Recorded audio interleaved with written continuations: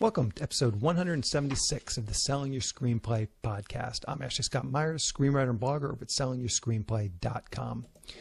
Today I'm interviewing Mehle, Reynolds, and Anna Mehle, who recently wrote, produced, and directed their own web series called Baked Goods. We dig into the details about how they made it happen. It's another great example of people going out there and trying to make their own breaks, so stay tuned for that interview. If you find this episode valuable, please help me out by giving me a review in iTunes or leaving a comment on YouTube or retweeting the podcast on Twitter or liking it on Facebook. These social media shares really do help spread word about the podcast, so they're very much appreciated. Any websites or links that I mentioned in the podcast can be found on my blog in the show notes. I also publish a transcript with every episode in case you'd rather read the show or look at something later on.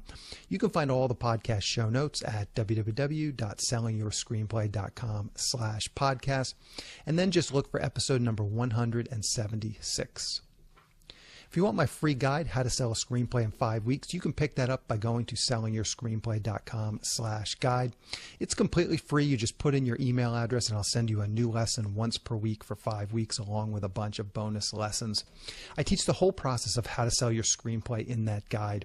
I'll teach you how to write a professional logline and query letter and how to find agents, managers, and producers who are looking for material. Really is everything you need to know to sell your screenplay. Again, just go to sellingyourscreenplay.com/guide. Quick few words about what I'm working on. So once again, I'm still working on post-production on my crime action thriller feature film, The Pinch. Slowly but surely, we are working through these various final technical challenges. I heard from my dialogue editor and sound editor this past week, and they're getting closer to having their parts done. They both seem to think that they'll have their parts done in the next week or so. The next 2 weeks or so. My composer sent me a few scenes that he had scored, which sounded great, so he's working through the scoring of the film. My effects guys have started to deliver some of the effect shots that are needed, so that's moving forward. The opening credits are done. A big thank you to Kurt Weiser for doing that. I scheduled a quick, hopefully less than 1 hour session with my lead actor to record some voiceover, so I'm going to be doing that late in the week next week.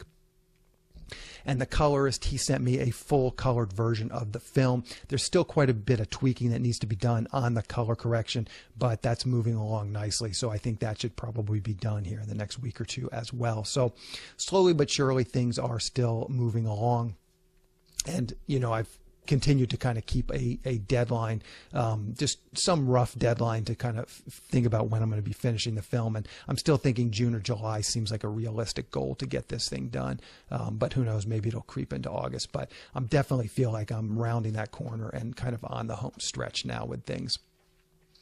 Anyway, that's what I'm working on. So now let's get into the main segment. Today I'm interviewing filmmakers Mehle, Reynolds, and Anna Mehle. Here is the interview. Welcome, Anna and Mehle, to the Selling Your Screenplay podcast. I really appreciate you guys coming on and talking with me today.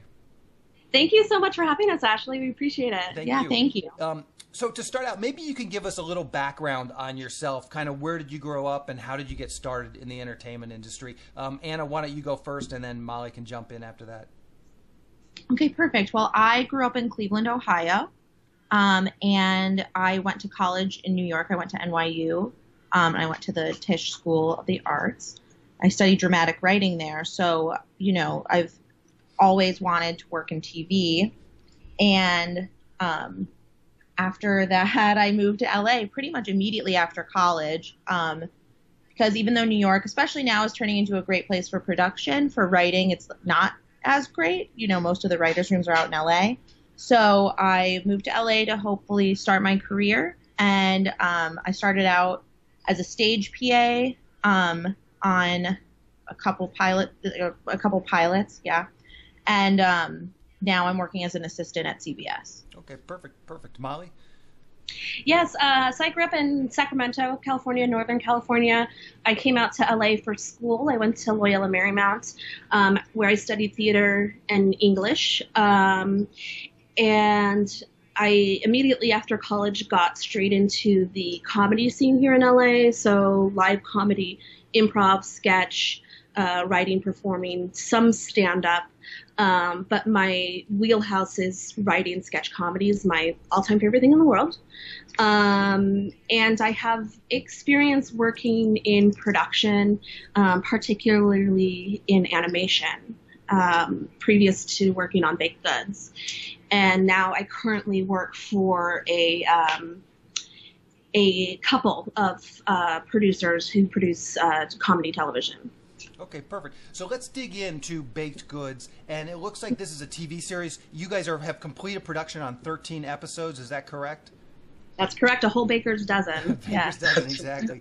So to start out, maybe you can give us just a quick pitch or a log line, kind of what's the series all about? Sure. Baked Goods is a comedy web series, 13 episodes, about two cousins, Julie and Angela Good, who are struggling with their bakery business. And their stoner neighbor suggests, hey, why don't you add some marijuana to these cupcakes? And we followed the three of them through the ups and downs and hardships of their potentially illegal business. Mm-hmm. And how long is each episode? There's 13 episodes, and what do they come out to be? They're all roughly 6 minutes. Some of them are a little shorter. Maybe like one of them is a tiny bit longer, but they average out to about 4 to 6 minutes an episode. Okay. And where did this idea come from? What's sort of the genesis of it? It's interesting because the whole idea sort of stemmed collaboratively. There wasn't a person who said, who said, like, this is the idea, here's what we're going to do, like, this is the plan. We actually all met because Molly created a Facebook post in a women's group for women in comedy in LA. And she posted saying, like, I want to make something, let's get together. Anyone who's interested, come. And the first meeting, a bunch of people came out, and we kind of brainstormed as a relatively large group until an idea stuck, and that was the one that stuck.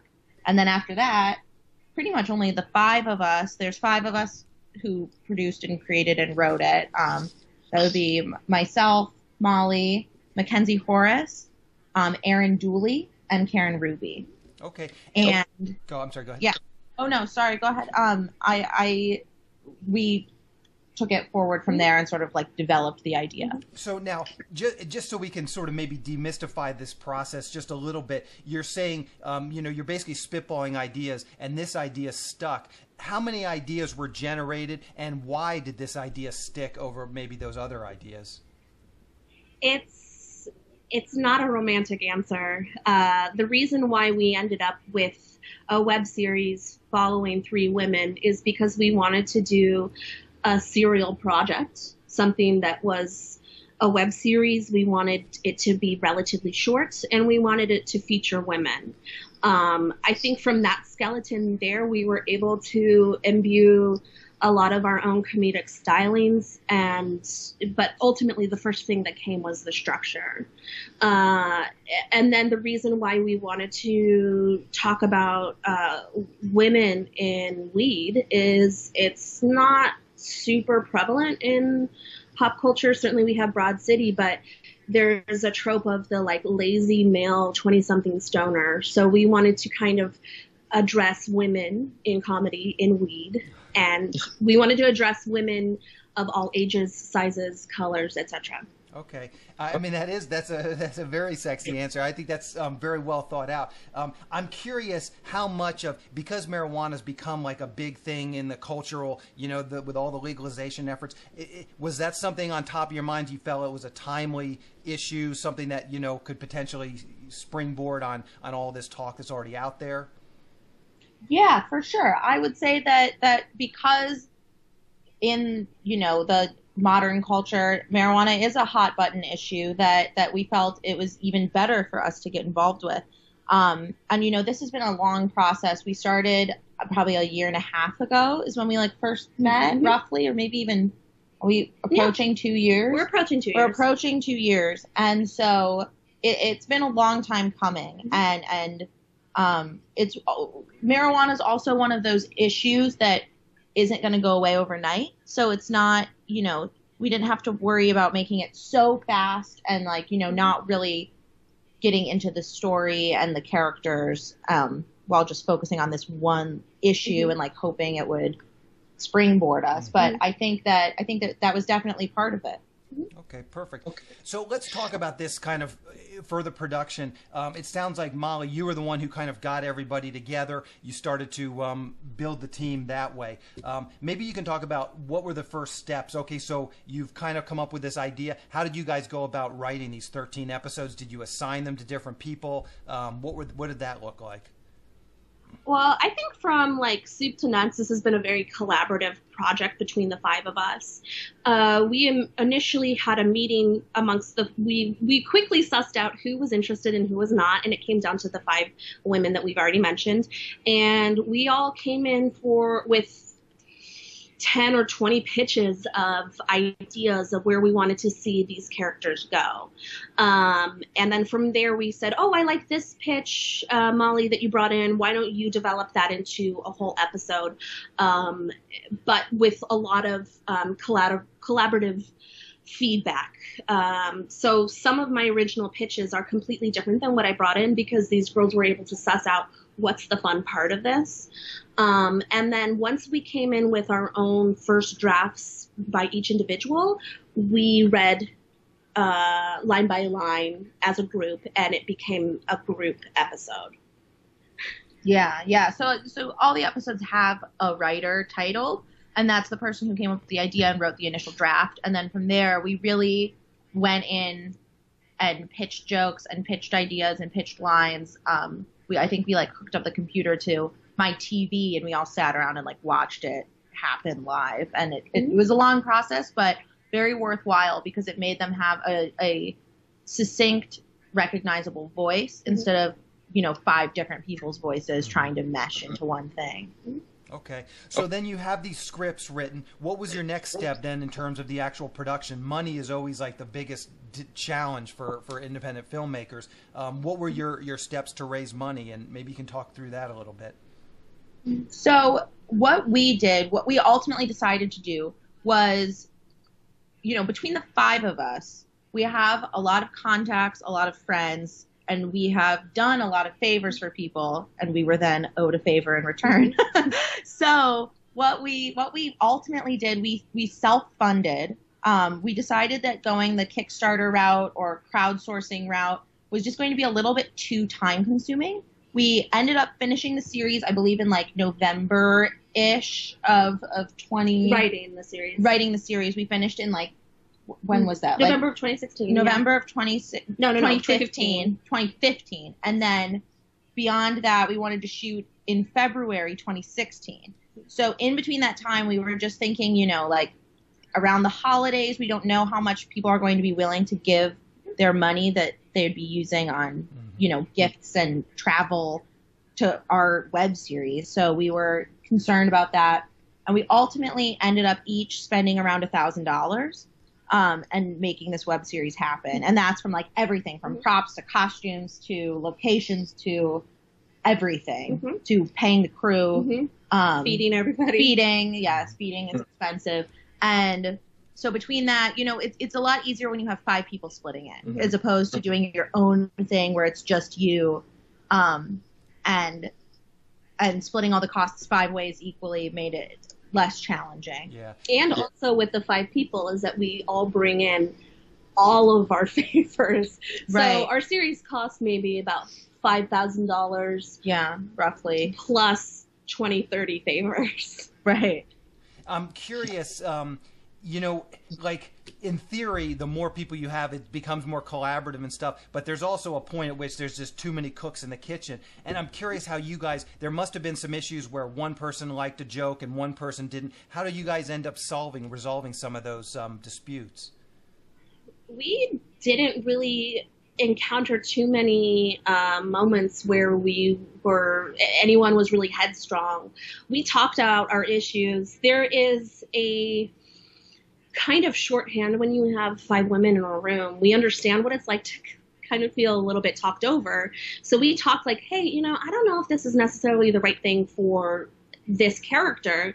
We presented our points, and usually everyone's understood where each of us were coming from. For sure. And I would say, too, that especially when you have a group, honestly, having it not be an even group helps, because if you're going purely democratically, you vote and someone loses. But also, I would say that if I'm sitting down writing a joke or writing a line or writing an entire story and every other person takes issue with it, then it's something to think about and just, say, okay, like if this really isn't working for everyone, why is it working for me? Does it really make sense? Is there another way to pitch and spin what I feel is very important and a good idea into something that everyone can get on board with? And I think that helps viewer wise too, because, you want to have a broad spectrum of audience members who will get what you're trying to put out there. Yeah, for sure. So let's talk about shooting, the actual shooting and production of this. Maybe to start, just some simple things like, do you guys know what kind of camera was used? Maybe your cinematographer would be better to answer that, but just some of the sort of basic technical type stuff. People always ask those questions. I'm not sure how important they really are ultimately, but it's always just interesting to get a feel for kind of what did you guys have technically. So let's start there with the camera. Sure. Oh, I'll take it. Go for it. We hooked up with a cinematographer, a female DP in LA, who was able to work with us for really cheap because she really liked our vision and what we stood for. So Amy Sulik came in and she brought, she had a Canon 5D Mark II as her A camera, and then she had a camera assistant who was manning a Canon 5D Mark III for our B camera. Okay, perfect. And where did you find her? Maybe that's the next... I'm pretty sure, I'm like 98% sure that she came on board because of Aaron, one of the other producers. They had met each other at a at some sort of like meet and greet thing and became friendly and, expressed interest in working with each other. And Aaron contacted her and she was willing to come on board. And I cannot speak highly enough of Amy. She's like incredible. And she is a huge part of why our series looks fantastic. It's like because she was a wizard with using natural light and using, a China ball and using like these very minimal lighting techniques, but still gave us a really great sense of time and place that would not have been possible with someone less experienced and less just wonderful. So she's like very efficient with her time. Like she got in and got out. And I can speak from like an actor's perspective. Sometimes having many different eyes, it gets like, are people judging me? She and I got along so well, and she made me feel really good about what I was doing. I can't. Yeah, we love Amy. We love Shout her. out to Amy. And her work is great too. And do you think that's pretty typical? You found her basically, one of the producers had done a networking event and found her. Is that where you got most of your crew? Was there Craigslist ads? Was there Mandy.com ads? How did you find most of the other crew? And you had a pretty extensive crew. There was a number of makeup artists, script supervisor, PAs. Where did you find all of those folks? A lot of them are friends. A lot of them we reached out to via Facebook, via networking events for sure. Those are super helpful. I'm bad about doing network events. Like I find them to be challenging personally, but they are so useful that like if you can just force yourself to do a networking event, you'll meet a lot of great people who are also interested in working with other great people, or work with another co-producer who's really great at that. Right. I think I'm not very good at networking either, and I think where we fall short on that, there are 3 other women who can pick up on that. So that's the beauty of I think collaboration, is that what I'm not good at, someone else is.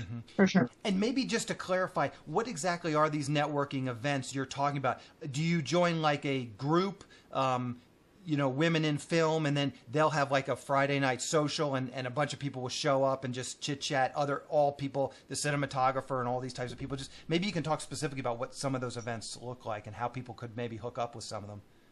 For sure. There's a lot of alumni events. So depending on where you went to school, especially if you live in LA, I think that like I would be hard pressed to not find any college that has some sort of networking event for people who studied film in that in that school.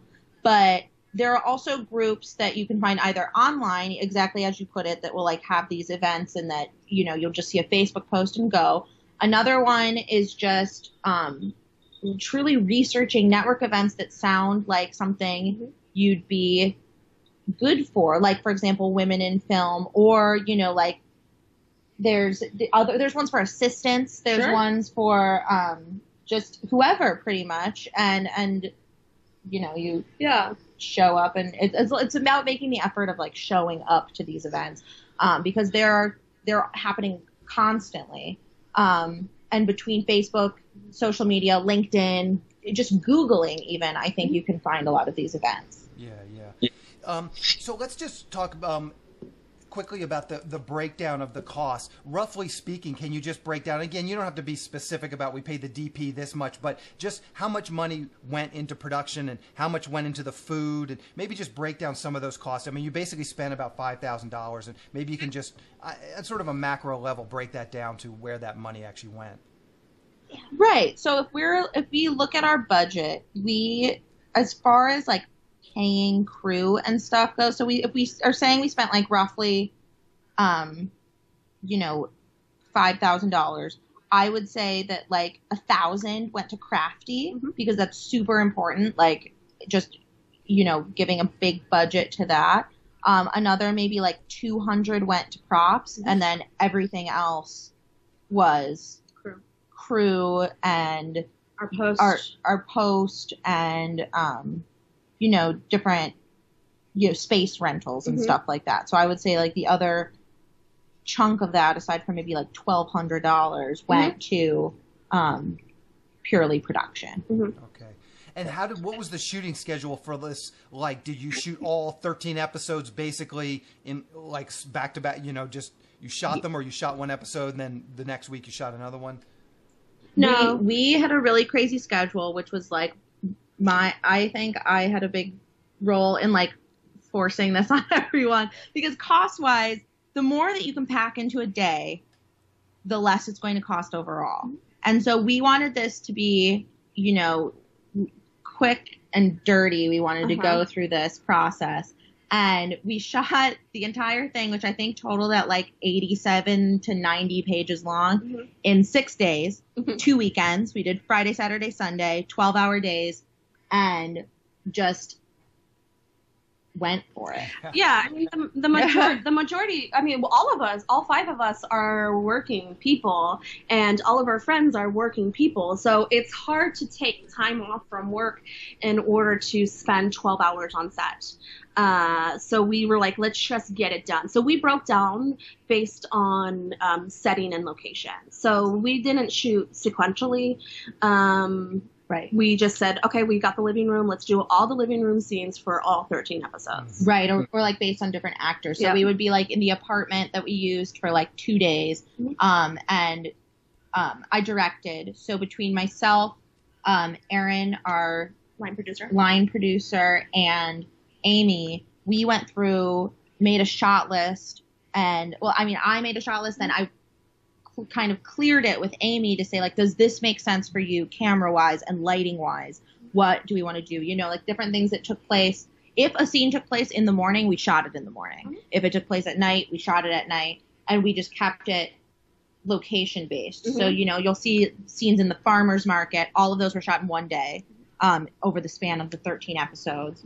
And then everything in the apartment, everything in – we have a couple, like, random locations. We shot in a warehouse in downtown L.A., that was like that was like the majority of a day. That then we went back to the apartment and shot at night.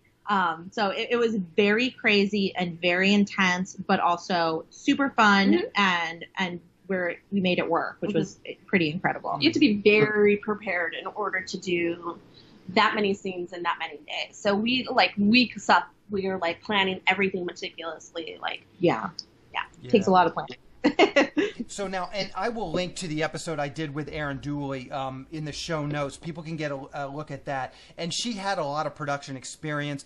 She's been doing, you know, she's been doing shorts and features and stuff for many, many years. I'm curious, how much production experience did you guys have going into this? And did the other, aside from Aaron, the other two producers, did they have a lot of production experience? Because I know this is one big sort of hurdle that a lot of screenwriters face, especially ones that are not in LA. They just feel like, gee, I have no idea how to produce something. And so how do you get over that hurdle? I mean, you guys are both working. You're in LA, so it's probably not that difficult for you to take that leap. But maybe you can just talk about your sort of production experience and how you had the confidence to go and do this. I could not do this on my own without the help of Aaron and some of the other people that had more production experience. I have some production experience. I have mostly post experience and animation, and the bulk of what I brought to the table is my background in comedy. So I would say most of my experience leading up to this is in the writing process. So hooking up with people that were very confident in production was key for me. And also just doing it, throwing yourselves into the wolves to get it done, and you have to find it out in the moment is how I approach this. I mean, Anna, you have a lot more experience. Had you directed a bunch of things, Anna? Had you done a lot of directing before this? I had done nothing like this. This was like directing on a much larger scale than I had done previously. I directed a shorter web series called Grandpa's Aquarium, and directed that. That was only 6 episodes that were even shorter than these. And I directed a couple of short films that were just like, personal projects. But aside from that, my production experience was really, I created and wrote a web series in New York when I was, immediately after I finished college. I made this web series, and that was another big one. It was 12 episodes. They were a bit longer, and we were shooting like out of an apartment in Greenpoint. And that gave me a ton of perspective on moving forward with another sort of like larger project, because that one I went into totally blind, and like the crew and actors and everyone who like dealt with me on my learning curve was amazing. And I think people are willing to deal with a learning curve. I think that, when someone signs on to work on a web series or a short film or even a feature, and I think just being upfront with people saying, like, this is my first time, but I'm ready to do it, and I feel like I'm, ready to try. I think that people are very accepting of that answer. I haven't run into anyone who's like, who's willing to work on a project, and then if they find out you're a little bit green, that they'll sign off. Or if they do, then so be it. You'll find someone who will work on a project with, a relatively green director or producer or something. And I think everyone will bring something to the table and help. Like directing wise, I relied a lot on Amy because we didn't have a true monitor. So she had a small monitor off of her camera, but a lot of it, like there were certain scenes we couldn't use it because of the angle we were doing, or like I couldn't see. And so I had to you have to put a lot of trust in the people around you and say like, okay, I trust that you're going to get what I think you're getting. And, she would let me look it before we go. And then beyond that, it's kind of like just putting a lot of trust into other people, which can be difficult, but ultimately it's very rewarding to kind of divide and conquer. Yeah. So what were your goals going into this? What was sort of your ideas? What was the attack plan in terms of getting this out there? So I think all of us wanted to use this project as a way to gain not only experience, but a little bit of exposure for ourselves. This was never really a money maker. I think that to think that you're going to make a project like this, like a web series or a short, or, like a very low budget indie feature, and think that you're going to get rich off of it is like not how it works. No. Typically. I mean, maybe you'll get lucky, but it's super doubtful. But, we went into this saying, okay, like here, we want to gain exposure. I want to learn some new stuff. I want to, 3 of our producers acted in it because that's what they felt. Erin was our line producer because that's what she wanted to do, and I directed, which was great. And I mean, like for me, I was tired of waiting around for when am I ever going to be able to write, soup to nuts, a whole series of something. When am I ever going to be able to act in something? When am I ever going to be able to do this? and am I going to meet the right people to make this happen? And I was tired of that, so I decided I would be that person. I would be the person that made it happen. For sure. Mm-hmm. For sure. And I think as far as getting it out there, we ultimately went forward with self-distribution for now. I mean, who knows? Maybe we'll get a distributor that will come along eventually, which is a possibility. Yeah. But we were tired of sitting on the footage and tired of sitting on the everything we had created. So we wanted to move forward, and we decided to just release, with 4/20 being our release date, which, the whole weed theme was a good move. And we just kind of went for it. And now we're working on, trying to gain exposure through social media. And, we've gotten a couple, like press outlets. Sure. Doing whatever we can to get the word out there about our series. And I think very important to us. Moving forward as individual writers, we can take this series into any of our future meetings and be like, look at my track record. I have accomplished something, and I can point to exactly something that will represent my work. For sure. Yeah. So it sounds like you guys just released it. Maybe you can tell us how people can see it if they want to check it out. For sure. We're on YouTube. So we have a YouTube channel, Baked Goods Series. We have a Facebook page, which is, again, facebook.com/ is it just Baked Goods? Baked Goods. And Goods is a last name, so it's spelled Goodes. Okay. Yes, because it's about Angela and Julie Good. Yeah. Right. So, yeah, we have Facebook. We have Instagram, which is another, instagrams.com/baked goods. And then Twitter is a little different. We're baked_goods. And all of those are good with the E in it. Okay. Yeah. Perfect. And I will gather all that stuff and put it in the show notes. I really appreciate you guys coming on, talking with me today. I wish you all the luck with this. Looks like a great project, and I just always applaud people. It's just exactly what you said, to just get out there and make it happen for themselves. If we all wait around for someone to call us, we'll be waiting an awful long time. So, yeah, that's for sure. So very nice, ladies. So thank you very much. Thank you, Ashley. Appreciate it. Thank you. Thanks We'll so talk much. to you later. Bye. Just want to mention two things I'm doing at Selling Your Screenplay to help screenwriters find producers who are looking for material. First, I've created a monthly newsletter that will be sent directly to producers. Every member of SYS Select can submit one logline per newsletter. I went and emailed my large database of producers and asked them if they would like to receive this monthly newsletter of pitches. So far, I have well over 350 producers who have signed up to receive it. These producers are hungry for material and happy to read scripts from new writers.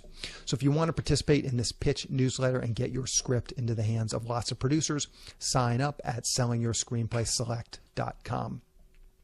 And secondly, I've partnered with one of the premier paid screenwriting leads sites so I can syndicate their leads to SYS Select members. There are lots of great paid leads coming in each week from our partner. Recently, I've been getting 10 to 12 high-quality paid screenwriting leads per week. These are producers and production companies who are actively looking to buy material or who are looking to hire a screenwriter for a specific project. If you sign up for SYS Select, you'll get these leads emailed directly to you several times per week. These leads run the gamut from production companies looking for a specific type of spec script to produce, also to producers looking to hire a screenwriter to write up one of their ideas. Producers are looking for shorts, features, TV, and web series pilots. So it's a huge array of different types of projects these producers are looking for. And these leads are exclusive to our partner and SYS Select members. Once again, if you'd like to sign up for this or learn more about it, just go to sellingyourscreenplayselect.com. Again, that's sellingyourscreenplayselect.com. So on the next episode of the podcast, I'm going to be interviewing writer, director, and comedian actor Chad Ridgely. Chad has a couple of films that are finishing up. His story is very similar to mine. He's from the East Coast, and he just moved out here without knowing a lot of people in Los Angeles, and he just beat the bush and just started trying to make things happen for himself. He's putting together several feature films now, as I mentioned. A couple of them are almost finished. He's done a bunch of shorts. He's got a lot of material under his belt, and we really talked through his whole career, kind of what he did when he first got out to LA, how he made contacts, how he got these feature films made. So keep an eye out for that episode next week.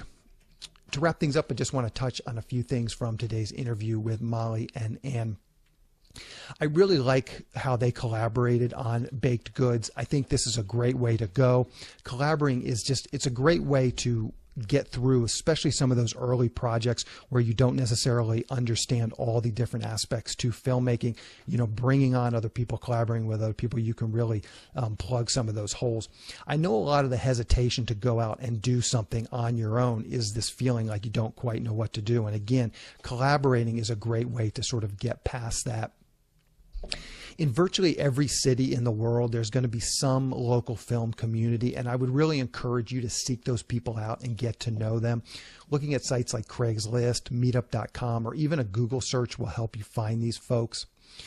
You try and use what you have to offer, whether that be writing, if there's some technical things you can do, editing, maybe if you're a musician, you can score a film. Anything you can do to just get involved with some of these local filmmakers, I think is a great idea, because that's how you're going to network and that's how you're going to meet people. If your writing is your main asset, try and find a producer who's looking for a material. Try and find a director who doesn't consider himself a writer and just wants to direct other people's material. Again, these people are out there and they're looking for material starting at that sort of very, very basic level. They're going to be making short films or low budget feature films, maybe a web series like Baked Goods. And these are the people you want to meet. And again, you can find these people in your local cities.